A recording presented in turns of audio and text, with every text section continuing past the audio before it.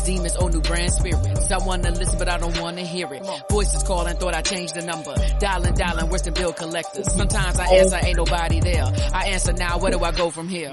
Voices planted the root of deeply, baby. Can't tell if it's me, thoughts are penetrating. If you think I'm joking, let's test the focus. The mind is hopeless, need my God, I'm choking. There's more to it, it's a system order. Decoration and arrangement. In this world of entertainment, death is definitely a payment. We tangle, baby, we've intertwined. I've slept with toxic child suicide. On and off vanilla half my life. I gave into it, yes, baby, I did what I had to do. Money is the main source, is the avenue. People coming around and they asking you for your things, then they scavenge you. What an attribute. See how I cast a view. People be so crooked like a snag or two. Look at what you did, what we have to do. You mad at me? Well, I'm mad at you. You walking around with your anger and your attitude. Clear it up is all that I ask of you. I just need some peace over passion, dude. Listen real quick, let me speak what I spit. You mad with me? I'm mad with myself. I was constantly killing myself. Defenseless, defending the help. Then fencing with villains and belts. I'm strapped in these lashes of felt. Can't break free from breaking myself. Assistance is needed for self. Hello, everybody. It's Deacon Talks Raw with Jake. And we got Tam G. Man, it's a full house. Tonight we're going to be talking about the isms. Socialism, communism, fascism, capitalism. So we're going to get right into it real quick. Jake, which ism you really don't like? Lazyism. That's not on the. That's not. I hate this generation's laziness, and because of it, their willingness to subscribe to communism/socialism. And I'll be honest with you, if I was 20 years younger, I might also be as stupid as they are and buy into it, because when you're young at that age, it almost kind of makes sense, you know? You're young, you don't want to work, you want to party. I get that. I was there. I woke up in a cornfield plenty of times, you know? So I can understand it as a young person, but now that I'm 40 years old, you know, I've lived a life, I understand the economy and working and stuff. It just won't work. It's a feel-good policy, and in theory, communism and socialism is a good thing, in theory. However, it never works out that way because nobody wants to give up their labor for free. Why would I want to work for free for someone else that doesn't want to work? Nobody's going to do that. Nobody. So it fails. Name a country that it's ever succeeded in. I'll wait. We'll get to that part. Tam G, tell me your views on communism. Communism and socialism are both like Jake said. They never have worked. They never will work. And I'm sorry, I work too hard to share my money with anybody else except for my family. Amen. There's nothing wrong with being charitable, though. You know. Right. But there's a big difference between charity and just giving money away for the sake of giving money away to people who really, one, don't deserve it, and two, probably really ain't going to be that thankful of the help that you're giving them. They're expecting you to do it, you know. And hello there, Brandy. Just saw your message there. So, and Deborah, howdy, Deborah. All right, so I'm gonna play this clip. This is from Milton Friedman. He had been talking about this years before it even became popular. Check this out. And one poll said to the other, "Tell me, do you know the difference between capitalism and socialism?" And the other poll said, "No, I don't know the difference." And the first poll said, "Well, you know, under capitalism, man exploits man." And the other fellow shook his head. "Well, under socialism," he said, "it's vice versa."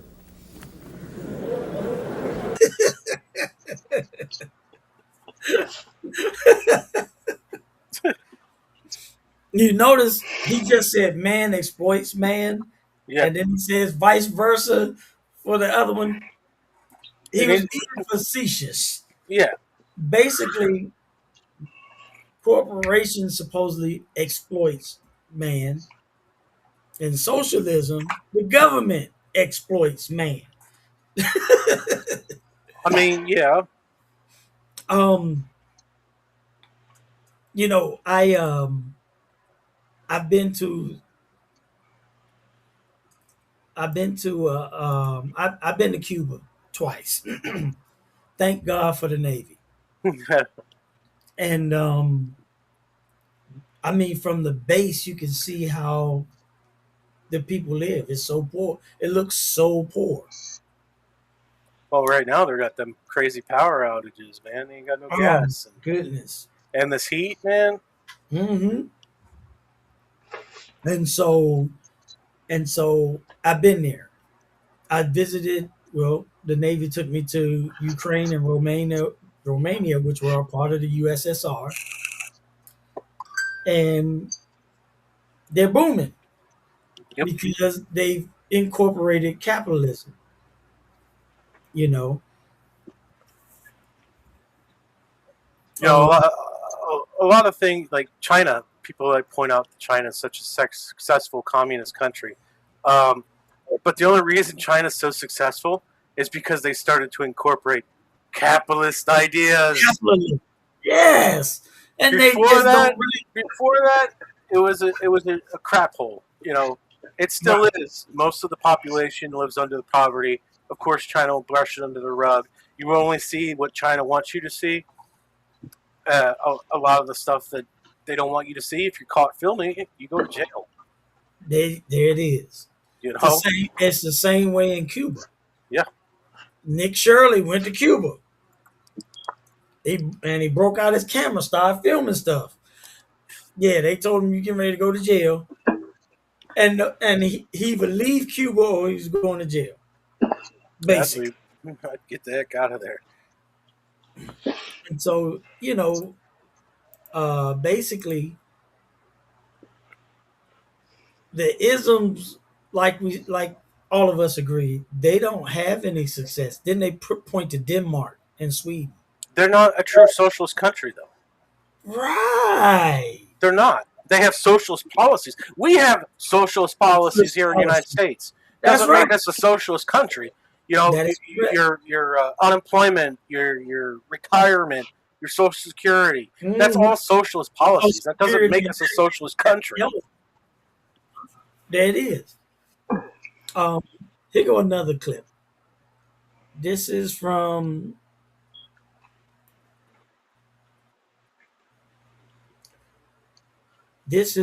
Patrick Ben David. When you think about capitalism, capitalism has 4 core foundations to it.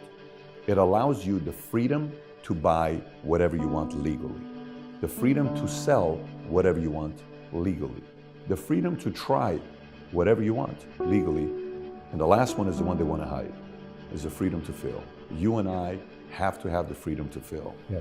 Companies have to have the freedom to fail. Otherwise, there's no right to succeed. Then it's not capitalism. So when some people give criticism to the too big to fail companies saying, these guys want capitalism for us and socialism for them, I agree with that argument, because if one of these too big to fail companies are not handling their finances properly, you got to let them go out of business. Let somebody else buy them out. That's it. Yeah. I mean, and like I said, you know, there's nothing wrong with charitable things like Social Security and stuff like that. I consider that a civic charity almost. You know what I mean? Everybody pays into it if you're a good citizen and paying your taxes and stuff. And here's the thing. A billionaire is entitled to the same amount of Social Security that a poor man is. You know, if a poor man worked his whole life and got the credits in, doesn't change. They all pay the same. They all get the same. So this thing where they hate on Elon for being a trillionaire, I think we went over this a couple of weeks ago. People should be celebrating the dude. You know, someone here in the United States has reached the peak of a trillionaire before any other nation because of capitalism. You know what I mean? The guy puts up all the risk. You know, SpaceX wouldn't exist if it wasn't for Elon. He brought all these people together. He's paying for their research, their time, So yeah, he should be getting paid for, obviously, yeah, he's not a scientist. He's not in the lab doing the work. But he doesn't have to be an innovator. Because if it wasn't for him, these people wouldn't have got together in the first place. Mm-hmm. And when the first time that he launched a rocket and was able to land the rocket back on Earth, that was amazing, man. Yeah, safely at that. Yeah. Reusable rockets, saving tax dollars, Mm-hmm. Because I believe as much good as NASA does, I think it's a money sink because of all the bureaucracy and red tape involved with it. But that's anything, NASA's technically part of the Air Force. It's a civilian branch. Mm-hmm. But all astronauts are generally Air Force or Navy pilots. Yep. You know what I mean? So it's a semi-military organization funded by civilian dollars. Well, like Jake said, I mean, just think about those astronauts back in Biden's time that were stuck in outer space. If it wasn't for Elon Musk, they would have never got home. Yep. They would have never got home. And, so it had to take a trillionaire to get them home. And I'd like to further say that, anytime you leave our atmosphere, anytime you leave your house, you're at risk of getting run over and dying. Yeah.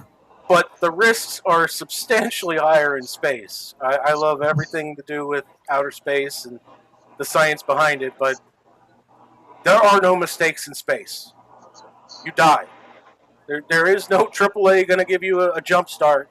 You're essentially screwed if something goes wrong. So, yeah, give them the money that they need to do their job, and let's keep learning. That's what I like. I got you. Yeah. I mean, they were starving. If it wouldn't have been for Elon, they would have literally died. Yeah. Yeah, basically to get back to the subject. So Germany during World War II had fascism. Yes. And right now you got a lot of people calling the president fascist, and apparently they don't know what it means. Well, this is a tactic that the left has used many, many times. They'll call me a racist because of my views, and they'll scream it to the, and they got even, everybody's screaming it. White people are screaming that people like us are racist. They'll call you an Uncle Tom. They say it. They want to change the definition of words so it matches what their propaganda. You know what I mean? Mm-hmm. And they talk about how bad Hitler was and how many people Hitler killed, but nobody talks about how many people communism killed. Communism collectively has killed more people than Hitler did. Pretty much. Hundreds of millions of people. I've got a fun history fact that y'all might not know. Did you know that Hitler's playbook was actually the Democratic Party's playbook? Well, yeah, a lot of what they do is very fascist. I mean, they call us fascists because they are the fascists, and they need to change the narrative, is what they're trying to do. And it's crazy that you have so many young kids in college who are supposed to be the most educated left, and they don't even understand basic words and what the meaning behind those words are, let alone history. I mean, right. Social, what do they call it? Liberal arts is the worthless degree. Anybody comes at me and says I have a doctorate in liberal arts, and I'm like, I don't give a shit. That means nothing to me. What can you do with that realistically? and another one is liberal science or liberal math. Liberal math is for stupid people. Okay, it's math that's dumbed down for stupid people. All right. Here's another clip. This is a short one also. This is Joe Rogan. This capitalism thing that we're running is not perfect, but it's the best system that we've ever seen. Sure, there's people that have become wealthy doing shady things and ripping people off and finding legal loopholes to extract money, but also people have put in insane amounts of work and focus and dedication to whatever the fuck it is and become way better at it than other people and gotten very successful too. And their businesses have blown up. What did that guy have to do that? And are you willing to do that? So if you come along and say that guy needs to pay his share, and this is the reason why the world's all well, no, you have a juvenile perspective. He's not the evil of the world. That's just called success. Yeah. Wow. I mean, if we went to a socialist system and communism system, there would be no innovation. Mm-hmm. Only under the threat of the government telling you to work on an invention or scientific breakthrough. If you don't do it well, then we'll kill you and we'll find someone else to do it. That's the only way you're going to get it. That's how it was done in Russia. Nothing that the West or China has didn't come from us. I'm talking modern technology, nuclear bombs, jet power that came from the Nazis. Mm-hmm. The internet, like one of the biggest things in the 20th century, the internet. Computers came from England, basically. Turing was, the grandfather of it. But everything we have is based on capitalism.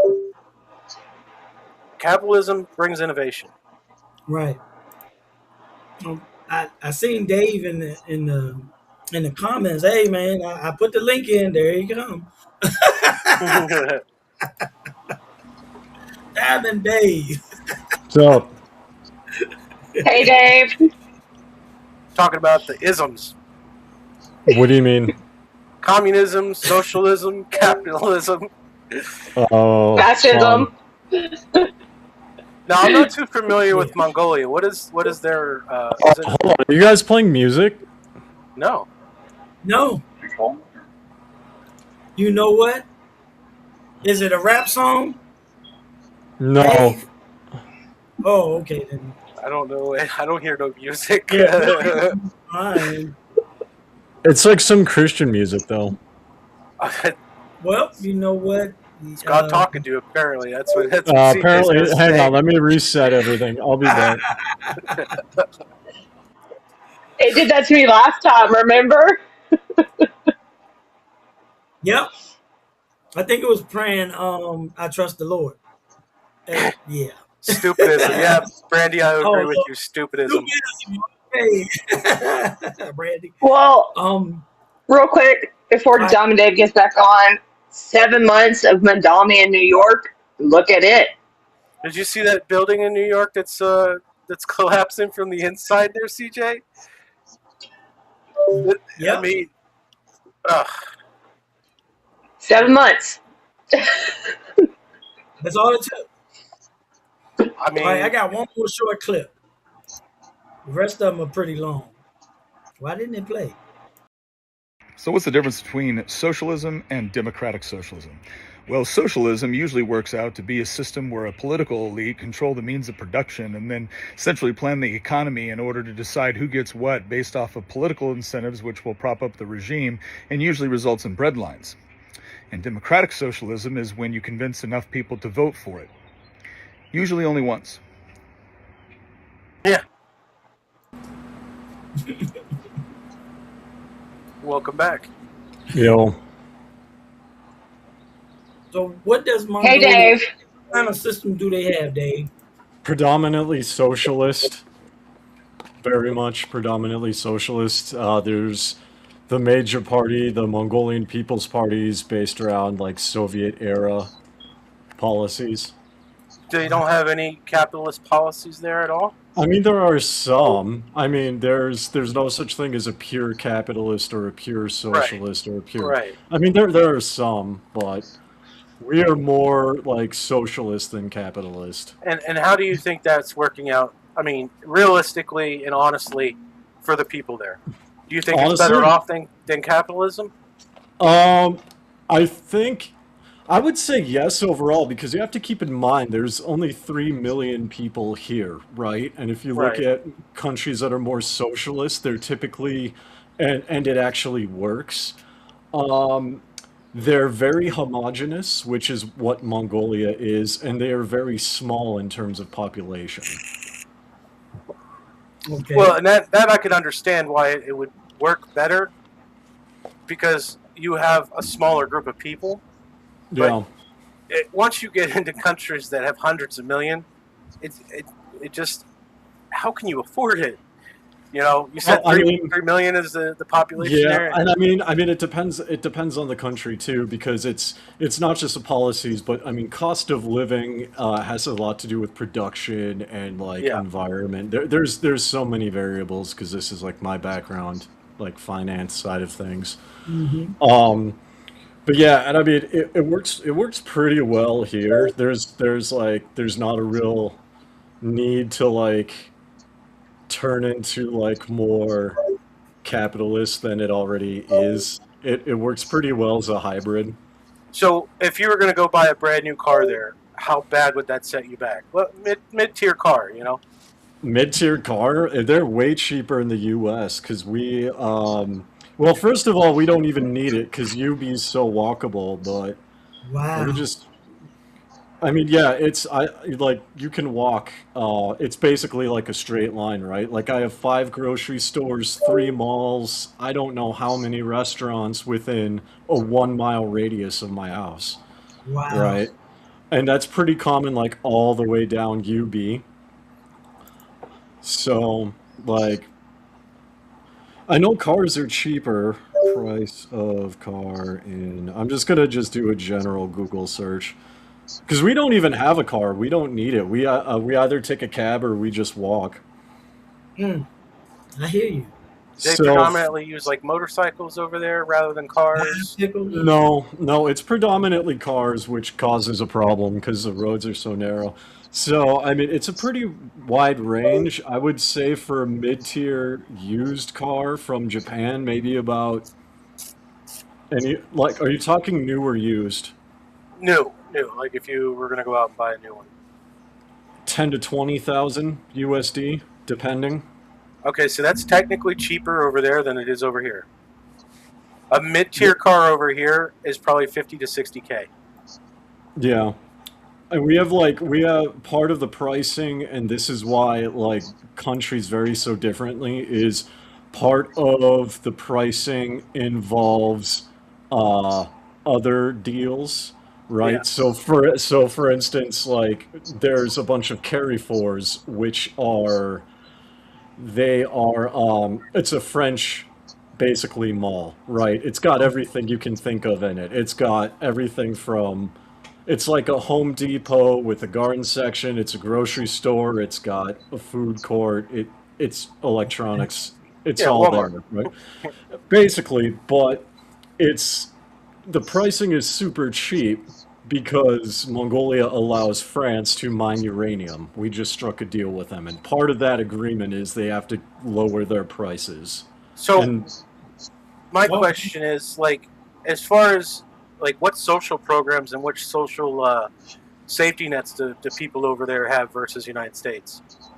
We have universal health care. If you're a Mongolian citizen, you can go to the state hospitals and get 100% free medical treatment.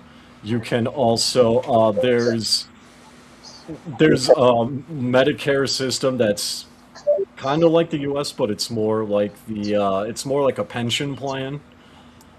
So everyone in Mongolia is obligated to pay, um, even people like myself, we're obligated to pay in this system, and then the elderly get like a base livable wage. Oh, that's more There, like Social Security over here. yeah, it's pretty much like that. The schools are nationalized, the banks are more nationalized, businesses have strict regulations that the US doesn't. Yeah. So would you say you're restricted politically from doing anything? So like talking bad about the government or anything like that? Yeah. No, actually, I found we've got a lot more freedom here because I've noticed Mongolians like to make death threats to specific politicians, and nothing ever Oh. happens to them. Oh wow. Yeah, it's funny. You see them on Facebook. Hey, that Um, wouldn't fly over here in most cases. yeah. Yeah. So I mean, I still think capitalism is better. Well, it depends on priorities too, because you have to remember there's a complete cultural difference at work here. America has always been And I was even raised this way to a point. We've always been very independent as Americans, and we don't want anyone in our stuff. But if you come here to Mongolia, it's very communal based. Yeah. You're not a very. It's not a manufacturing company or country. You're importing a lot more goods than you are exporting. Yeah, but I'm talking socially. So, Right. I mean, while that's true, socially, countries that are more communal minded tend to opt toward socialistic policies. So what is there a lot of foreigners like yourself there, or is it something that? There's some, but not many. Oh, okay, okay. I So actually, I actually get mistaken. Like I lost track. People assume I'm Russian. yeah, I can see that happening. Yeah. So it's a Yeah. lot like Japan, where it's mostly Japanese and foreigners sprinkled in there. So like United States is a melting pot. We got everybody in, and I think that's where a lot of the problem comes from too. Is we have so many different people from so many different cultures. When you have a society that's mostly one culture, and I would come there, it would be my job to assimilate into that culture, in my Well, yeah. opinion. Oh no, yeah, for sure. And to that point, that's part of why socialism can never work in America because you have different cultures and different cultures have different views on like socialist It's America. policy, right? But whereas when you go to like, whether it's like Finland, Norway, here in Mongolia, right? It's very homogenous. So there's really only one view. Right. Yeah. So, And when you were so like-minded, I could understand why maybe socialism could, work. But you're free to buy and sell stuff and whatever you want, right? Like if you wanted to oh open a yeah, for business, you could do sure. it. So that's a very core capitalist idea right there. You could be successful. Well, Your success I mean based that's on you. that. Well, and that's the thing too. It's like even socialism has markets. You know what I mean? It's Right. just structured very differently. But I mean, so here's the thing: 72% of Mongolians said democracy is the best form of government. Yes, and guess what? Socialist countries do have democracies. Again, Norway, Sweden, Finland, right? Yeah, Um, but they're not true socialist countries. Like well, and they that have goes they have well. capitalist Well, policies. but that goes. We're circling back because there's no such thing as a truly capitalist country. And America is not I don't, truly and capitalist. honestly, I don't think there could be a truly, because if you had a truly capitalist system, Yeah, you you could would, sell organs. You could sell right, children. you Like, would be yeah. taking advantage of people would be the norm. Like you ever hear of 40K Warhammer? Oh yeah, I used to play that in Yeah, tournaments. you would I have traveled. that. Yeah, You would have that yeah, universe here. yeah. And if you know anything about the lore, it's horrific. It's Yeah. horrific. It's Well, totally dystopian. Deblongo likes to argue, but she's never actually been here to Mongolia. But I live here in Mongolia, and people support the socialist policies that are here. Right. Democracy has nothing to do with how it's rolled out. Wow. Because people vote for socialist policies. And people voted for the gulags. Yeah. You do know there's a reason why most of the prisons have not been updated here, right? Because that would cost money, and people voted against that. Well, yeah. And in that country, probably not as rich as every other country. So to spend money on projects like that when the money could be better allocated somewhere else. Hey, if you're going to commit a crime, I don't care what kind of conditions you're going to be Oh, held in. exactly. Exactly. Don't commit crime. It's not a Well, I hard mean, thing to be a good person.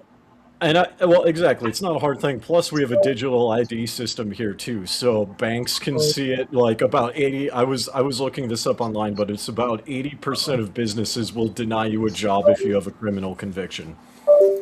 Wow. Yeah. Well, I mean, DeBlanco, again, you can look at what you want. I mean, again, I mean, democracy has nothing to do with socialism. You could socialism could devolve it to such a point where democracy is no longer involved. It could. Oh yeah, and sure. and it It has could. happened. So you could disagree. We're here to just For conversate sure. about it. Well, Uh, exactly. Yeah. But I mean, and it's honestly, there is no really true, wrong, or right answer. It's exactly. what the people vote for. I believe here in the United States, capitalism, like he played a video earlier, it's not perfect. Neither is our justice system. It's got flaws, but we haven't come up with a better system, and it worked well for 250 years here. Well, yeah, for sure. And I mean, here in Mongolia, like, you have to look at the history, because America was founded off of freedom and independence from foreign powers. Here in Mongolia, it was based around Khans. Right. There's a reason why Chinggis Khan is literally seen as a god here, and why my late father-in-law has so many statues of him sculpted everywhere, along with everybody else. Right. Wow. So there's no freedom in that. There's no American freedom then. People do like have that hierarchical structure here. Yeah, we all have Mongolian in us, to be honest. Like, well, I mean, the hierarchical structure is even in the language. So for instance, like, technically I'm head of household because my wife's eldest brother, the eldest man in the family, the eldest son, is living in Canada. Right. Now, when I address him, he's Ugudeach. He's Ugudeach. His real, but his name is Ugude. Right. The Ach is a symbol of reverence to his station above me. Right. So that hierarchy is even in the Mongolian language. Wow. And it's true with like Chinese, like Mandarin, Cantonese, Thai, things of that nature, because America's just fundamentally different than many parts of the world. Absolutely, yeah. Well, look, I got one more. I got three more. Check out Dennis Prager here. He's answering the question.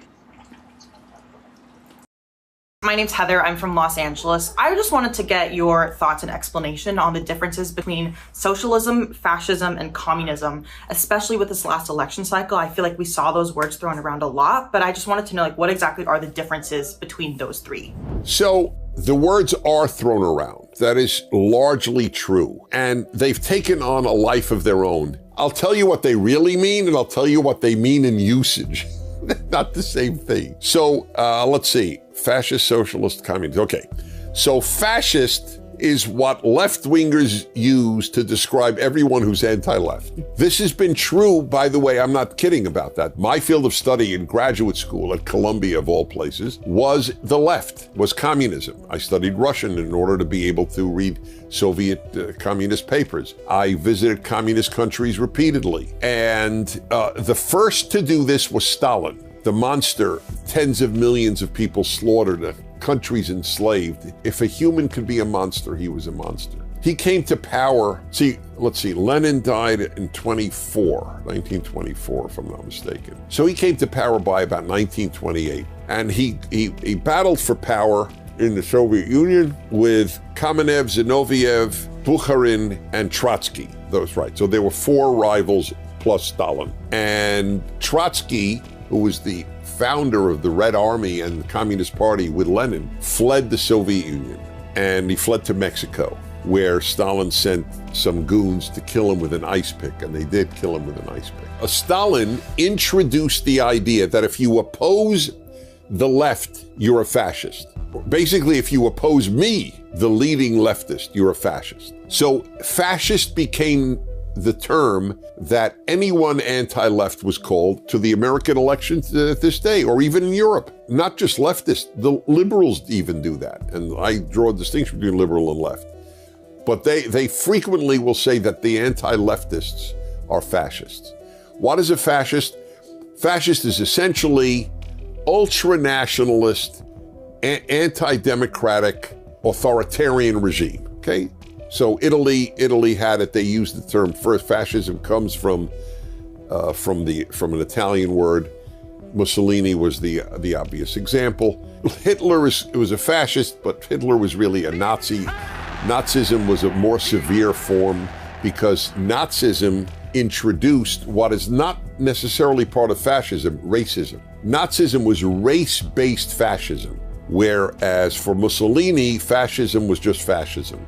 Mussolini, to the best of my knowledge, was not particularly an anti-Semite, for example, but Hitler was, of course, the great Jew hater of all time. So fascism is the ultra-nationalist, authoritarian government. It suppresses democracy, and it is ultra-nationalist, among other things, but those are the major ones. So both socialist and communist, they're on the left. Socialist is one who believes in socialism. Obviously, socialism is a bigger and bigger government, where the government takes care of the social order, if you will.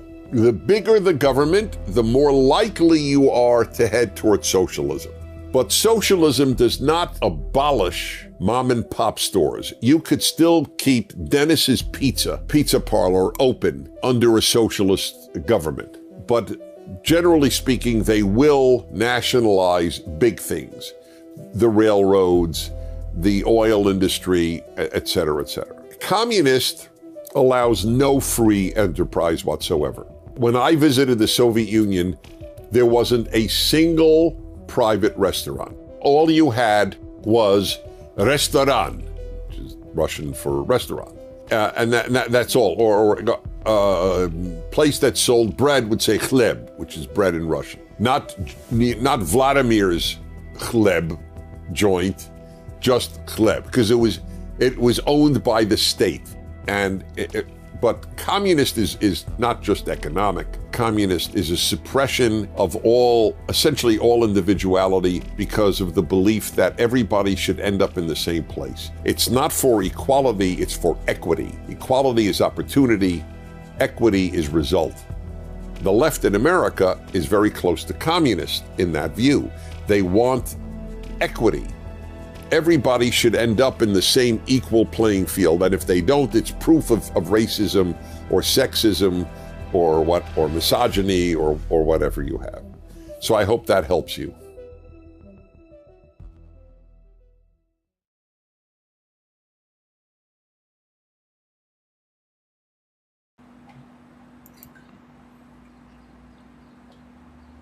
So, y'all got Deb down here going off. Yeah, I got Deb going on. It's all good. Well, no, and I mean, his definitions are very, very succinct. I mean, here people have democracy, but they vote for bigger government. The mining is nationalized, right? What? That's why. Yeah, a lot of the mining companies are like nationalized. The railroads are nationalized. That's why like there's an article that came out about how all the the lawmakers like salaries have increased by 50%. They're all in mining or they're all in business at some point, right? People keep voting for it, but we still have mom and pop shops here. They're all over the place. We don't actually have too many big corporations. So if you wanted to start like a mining company, would you be allowed to do it? Well, so I'm a foreigner. I can't. Well, theoretically, if I was a Mongolian with my family, I could, yes, because we do have family in politics. So what would happen if you got so big? Would there be a mechanism for the state to go in and essentially buy you out, force you out? So that I'm not sure on. Other than I do know the state is like involved with the mining corporations. I do know that much. So like they have a hand in the mining. Okay. So it's not so much they buy it and force you out, it's they're involved from the get-go. Okay. And they're involved for the duration. And that's one of the key differences between like mining and infrastructure here compared to the US. Gotcha. The reason why I'm showing the clips is to give you, different people's idea of, what they think. I got another one. This one's 4 minutes long. I think this is another PragerU cutout, but check this out. This might come as a surprise, but in the history of the modern world, there has never been a communist country. While a number of countries have described themselves as communist, for example, China and North Korea, by definition, there has never been a true communist country. So what exactly is communism and how does it relate to socialism? Well, it may be easier to explain what the two have in common. Both ideologies originate from a desire to limit worker exploitation and lower or eliminate the influence of economic classes in society. There are dozens of variations on both communism and socialism based on the different ways these ideologies are implemented in different countries. There's Stalinism, Leninism, Trotskyism, Maoism, and others which are essentially all versions of Marxism, coupled with various styles of revolution. Karl Marx was an economist and philosopher who co-wrote the Communist Manifesto, among other foundational books on communism. In short, his theory centered around the idea that as Europe transitioned from centralized monarchies to quasi-democratic capitalist economies, workers were being exploited by those who owned the means of production. So if you work in a factory or on a farm, as many at the time did, whoever owns the factory or farm is getting more out of the worker than they're putting in. This creates an inherent inequality, giving the owners, who Marx called the bourgeoisie, power over the workers, called the proletariat. In Marxism, to fix this inequality, society must shift towards a model where the proletariat hold this power instead, by collectively controlling the means of production. That's where socialism and communism come into play. According to Marx, socialism is a precursor to communism and the next logical step after capitalism. In socialism, a democratic state controls the means of production, rather than having private companies hold ownership. Instead of competing with each other as in a capitalist society, socialism has workers contribute as much as they can to the greater good, and then they all share equally in that good. Variations of this idea are already popular within capitalist societies in the form of universal healthcare or social services like fire departments and schools funded by taxes. While the use of these services is unequal, everyone is equally responsible for contributing to them based on their ability or level of income. So that's socialism. But once the state controls all the means of production, the next step is total collective ownership, not just of production, but all aspects of society and economy, including private property. The intention of abolishing private property is a classless, moneyless, and stateless society, where everyone works towards the same collective goal of being healthy, happy, and free. Everybody does what they can to contribute and takes only what they need in return. As I said before, there are no true communist countries, and there never have been. Every so-called communist country is actually a socialist country, with the state controlling employment and economy to some degree. Even the widely referred to Communist Russia was actually called the Union of Soviet Socialist Republics. In short, socialism and communism are not altogether different. Rather, most schools of economics consider socialism to be a precursor to communism once the state has enough control over society and economy. But this total control is a major reason that socialist countries struggle to reach this ideal. Corruption is rampant in countries like the former USSR, Venezuela, Vietnam, and North Korea, largely due to people in power abusing that power instead of using it to help the society they control, and refusing to give up that power to the people. Nonetheless, socialist ideals have seen incredible success when paired with capitalism in countries like Sweden and Canada.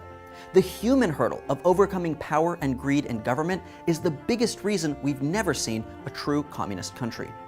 So, which countries have been labeled communist, and how do they actually live up to their reputations? Find out in this video to the right. Thanks for watching Now This World. Don't forget to like and subscribe for more videos like this every week. So what do you think about that, Dave?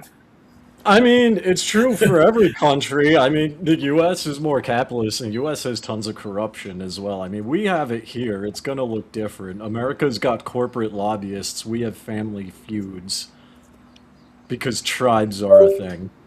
Yeah. Right. That's why I don't, and I talked with Kung Fu CJ before, but that's why I don't go too in-depth with what we're doing. And, I mean, like, sure, I'll post pictures like I have to Facebook of, we just got back several hours ago. It was like a 12-hour ride, but we were in the countryside overnight for a fun adventure. Yeah, I saw there's like a herd of camels. It was pretty cool. But anyway, so it's like that's why I don't talk too much about my family, what we do, because like of all the feuding going on. It's understandable. But so there's corruption more in that way, sabotage. I guess it's a different type of doxing than, you know, what we're used to over here in the West, you know? Yeah, I mean, like my wife, like, cause she's got her own business, but also like just who her father is, like she'll wear a mask, cause she, like sometimes if she doesn't want to be spotted, she's done like major art exhibitions and been on TV, so she'll wear a mask if she doesn't want to be bothered. Wow. You know what though? When you just said that about wearing the mask, I think Michael Jackson used to run around in mask a lot when he was in public because he just. But you knew it was him. He just wore like a COVID mask, really, that matched his outfit. He was very well known for that. But Michael Jackson was also a germaphobe too. So yeah, man, ooh wee. So he'd wear a mask wherever he went. He did it. He did it when it was cool, way before COVID was. You know what I mean? It's kind of a running joke here because of even all the smog, right? Young people don't wear masks unless they're like somebody and they don't want to be seen. So it's like if you see a young person wearing a mask and you're here as a tourist, chances are you just passed a celebrity of some kind or someone who's well known. Gotcha. Tam, what you got? I love the videos. They're spot on. I got you. Basically, these forms of government, they shape the country and make them who they are. Yeah. Here in America, the founders, when they first got here, they tried socialism. And the problem was the men were dying at the age of 35 on average. And they were like, wait a minute. We need to do something. We need to do something different. And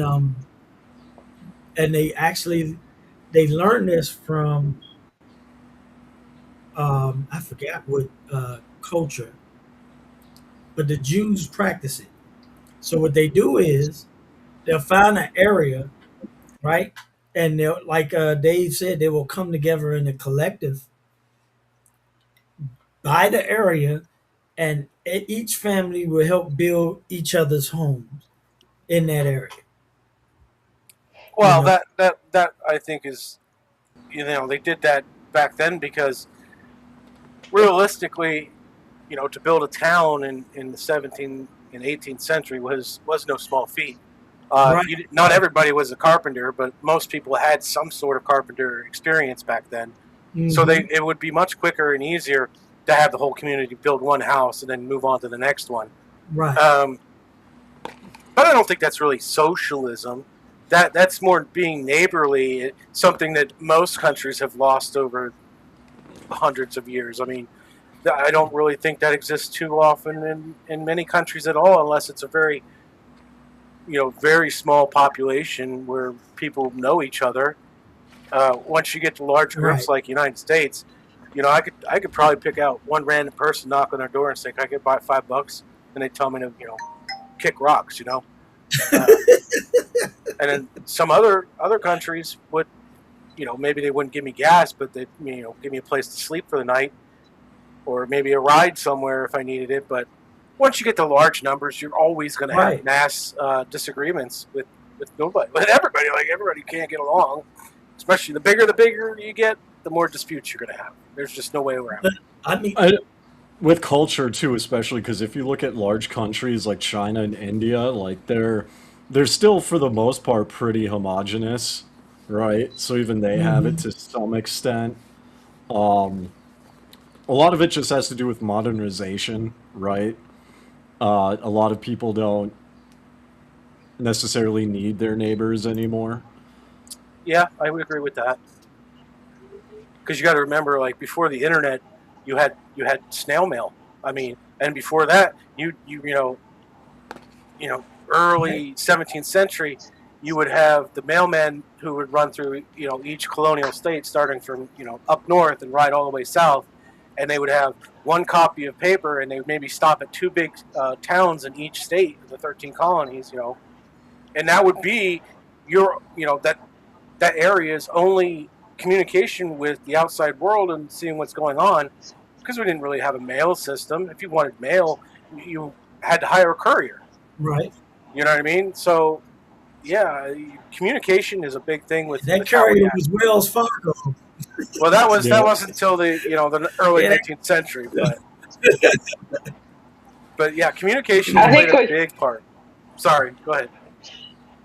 My mail is snail mail here, so Oh, that's right. She lives out in the boonies.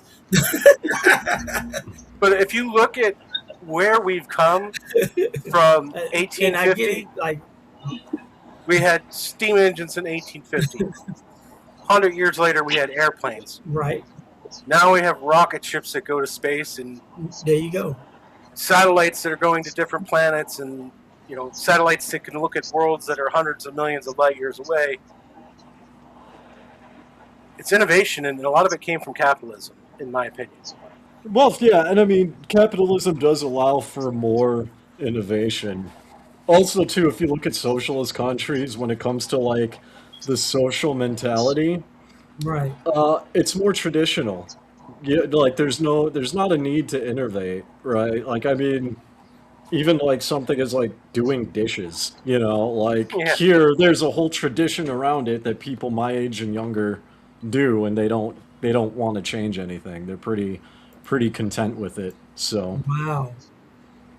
I'm not sure what you mean by that question, Deborah. The highest ranked in the government at one time? well, like historically, yeah, like government mail and couriers were like good. They were like punctual and they knew what to do. Also a very dangerous job. I've read a lot of journals from the early 18th century. Couriers, man, you wouldn't think that it would be that dangerous back then, but man, you had road pirates, you had Indians, you had the wildlife to contend, the weather, and you're only on horseback, and you can only ride your horse maybe 15, 20 miles a day if you're really, really into riding it. But that animal's going to be beat at the end of the day. Then you have to care for the animal and sleep and get up the next morning. It's a hard life. Yeah, and continue on your way. You're right. Then they got the telegraph, and shortly after that, they had what was it?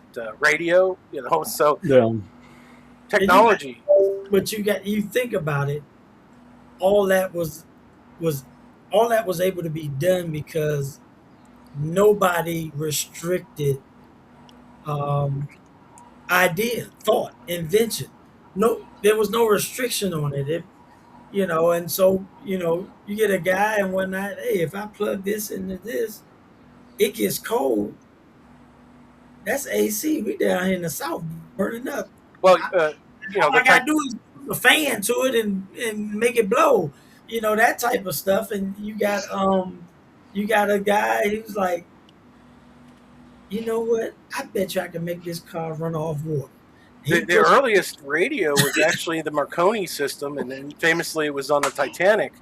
But interesting enough, the Marconi system, Titanic didn't own it.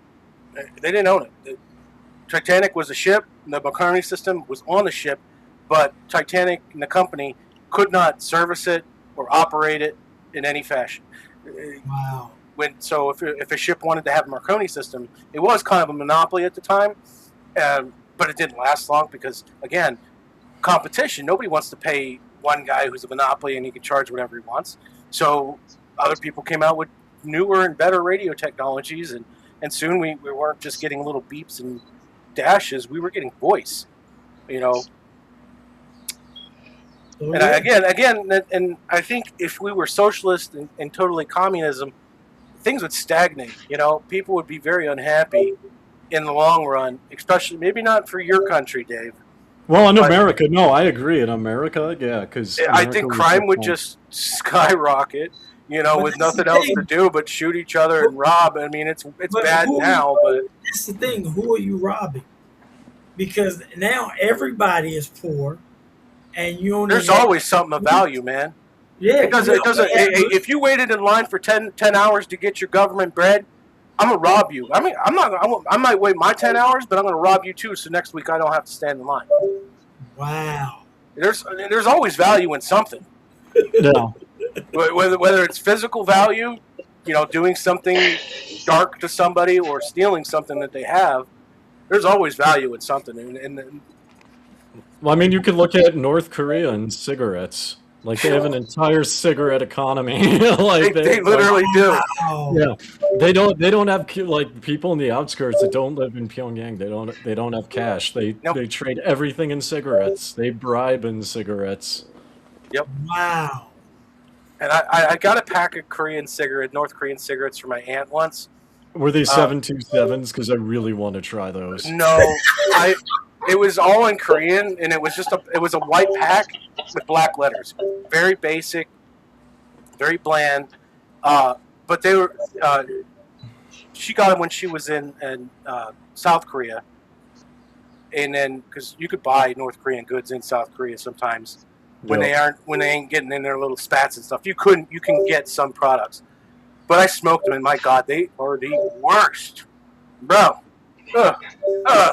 I don't know how I smoke over there, man. I don't like. It's not that can't be the 727s, and so the 727s are actually tailor made to Kim Jong Un, and they are high quality. Yep, that's his favorite brand, and like they are like he spent literally hundreds of millions of dollars to make like a premium luxury cigarette. I wonder how much I could buy with like a carton of Marlboro over in North Korea.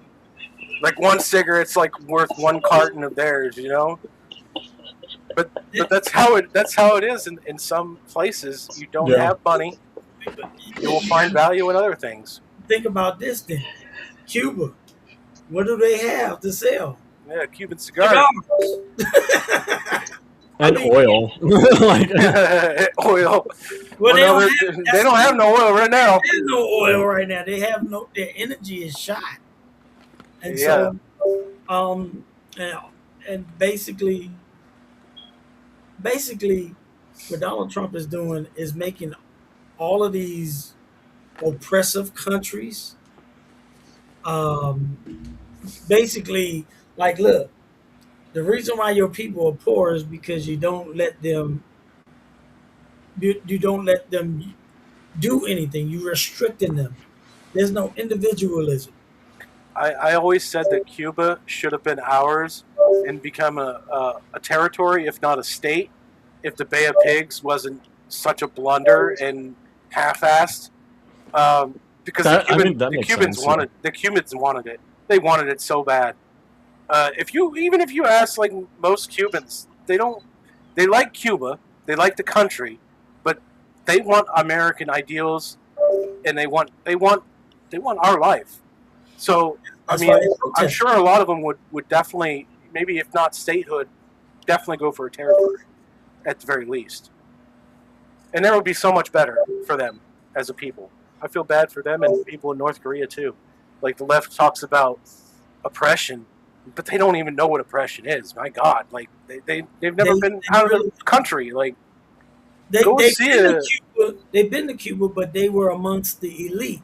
Right, they saw what they wanted to see. They never went to the other side of the island to see what the people go through. See the empty grocery stores. Like when I was in Egypt, there was the touristy spot, and then I was like, well, I don't really want to see what everybody comes here to see. So I took a little stroll across Cairo and went to the other side, and it's a slum, man. Yeah. The touristy areas are beautiful for a reason. They want your money. You know what I mean? But if you want to see just the wealthy areas too. Oh, absolutely. Because I mean, Mongolia is structured that way. The farther like north and you go, it goes downhill. Granted, there's a ton of construction going on right now, but just like at this time, if you were to come, like the touristy spot is more in the center. We're south of that.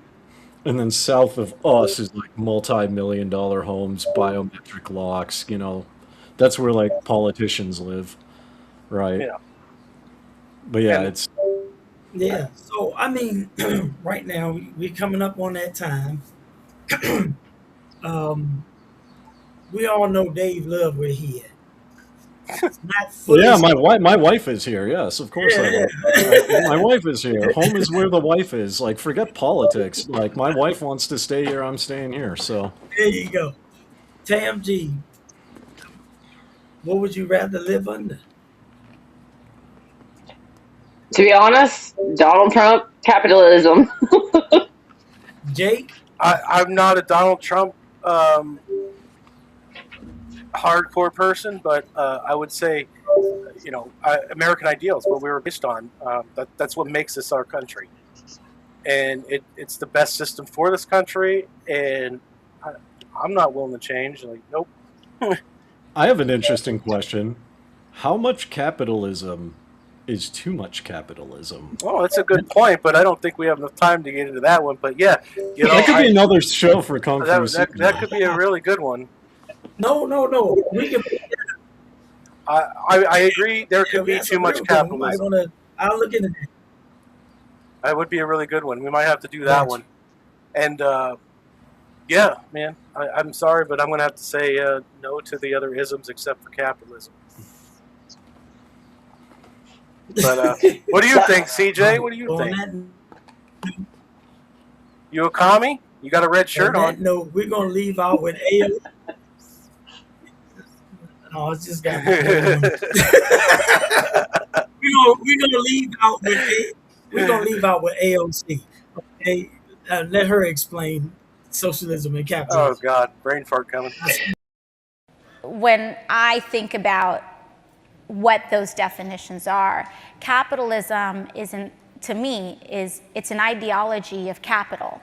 The most important thing is the concentration of capital, and it means that we seek and prioritize profit and the accumulation of money above all else, and we seek it at any human and environmental cost. That is what that means. No, wrong, so wrong. It's exactly backwards. And I'll prove it to you. Been on Amazon lately?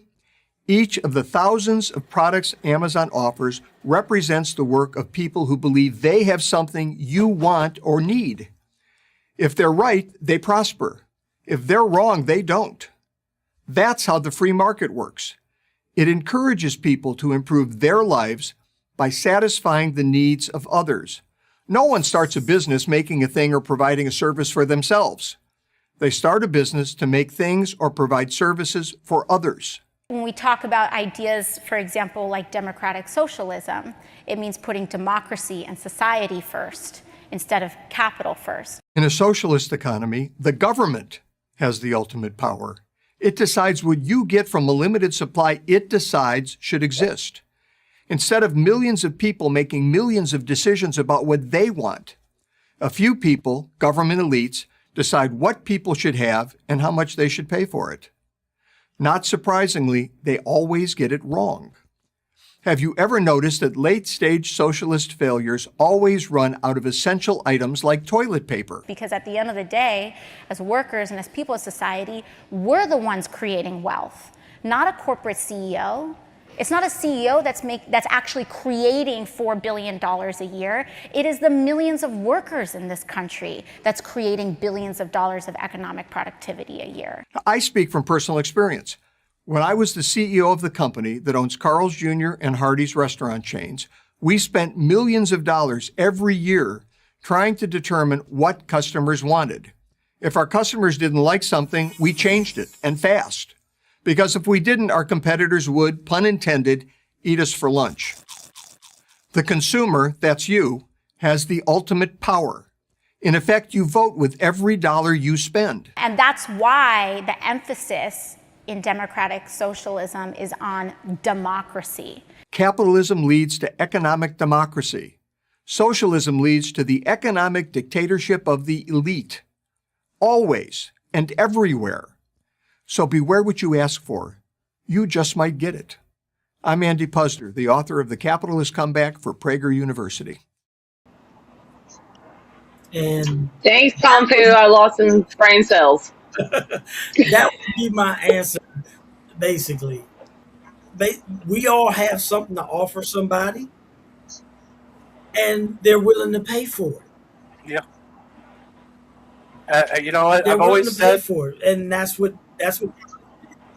I've always said that I can't wait for the apocalypse because people who are mechanics and have knowledge they're gonna be the new Elon Musk, baby. when society downfalls, the people that don't know how to hunt and stuff like that, man, I'll be making so much money. We'll be fine here because that's how everyone lives. Like, yeah. I like in the countryside, we were rolling through. They don't even have roads, right? We're just driving through like the grass that people have driven on, and that's like the road. There are people that still live in the gears, which are like the little yurt things, right? Yeah. If there was an apocalypse, they wouldn't even notice. Yeah, they wouldn't even. Yeah, they wouldn't even notice. They're still running around herding their cattle and their sheep, and they won't notice. Like Mongolia was a country that I always wanted to visit, just not China. Ugh. Well, look, I gotta go. You know me, I gotta catch a flight. Thank you guys for coming on and visiting with us. Thank you, Deb, Brandy, Carmen came in late, and I don't know who else, but Diamond Dave, Tam. Thanks for joining me and Jake. And nice to meet you, Tammy. At least internationally, traveled to London, Paris, Tokyo, Japan, go to New York, LA, Chi-Town.